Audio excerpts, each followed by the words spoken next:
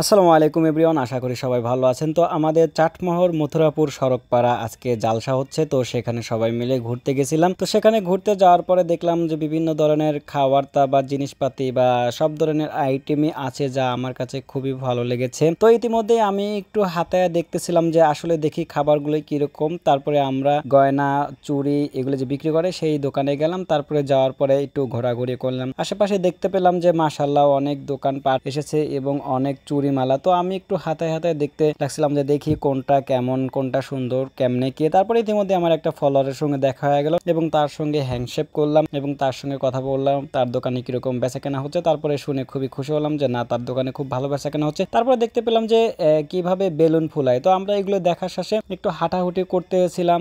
মোটামুটি পরিবেশটা অনেক সুন্দর। তো এখানে তাফসীর পেশ করবে মুফতি আমির হামজা। তো এর মধ্যে আমি একটা এই ভূতের আর কি মুখোশ পেয়ে গেলাম, তাই সেটা আমি মুখে লাগানোর চেষ্টা করলাম, কিন্তু কিছুতেই আমার মুখে লাগছিল না। আমি অনেক টানাটানি করার পরে আবার সেটা রেখে দিলাম। তারপরে দোকানদার বলছিল যে এটা যেহেতু মুখে লাগালা আমাকে 10 টাকা দাও। তো এমনি কি করতে করতে তারপরে দেখলাম যে ইতিমধ্যে একটা আংটির দোকান, অনেক সুন্দর সুন্দর আংটি বিক্রি করতেছে। তো সেখানে গেলাম এবং একটা আংটি আমি হাতে লাগাইলাম। লাগানোর পরে দেখলাম যে না, এটা খুবই টাইট। তারপরে আমি তাকে দাম জিজ্ঞেস করলাম, সে আমার কাছ থেকে 50 টাকা দাম চাইলো। যে আংটিটা খুব জোর 30 থেকে 20 টাকা দাম হতে পারে, কিন্তু ওইটা 50 টাকা চাওয়ার পরে মনটা খারাপ করে আমরা চলে গেলাম। ইতিমধ্যে আমরা কিছু কেনাকাটা করলাম এবং খাবার দাবার খেয়েছি, যেটা ভিডিওর মাধ্যমে তুলে ধরতে পারিনি কারণ বেলা ডুবে গেছিল, সন্ধ্যা হয়ে গেছিল। আরো কিছু ছবি টবি উঠলাম। আশেপাশে ঘোরাঘুরির পরে অনেক ভালো লাগলো। ইতিমধ্যে দেখতে পেলাম যে এখানে দোলনা বা নাকর দোলা আছে। তো সেখানে দাঁড়া থেকে আমরা গল্প করতেছিলাম যে আসলে আমরা দোলনায় চড়বো কি না, কনফিউজ সবাই মিলে। এভাবেই কখন যে আমাদের সময় পার হতে লাগলো আমরা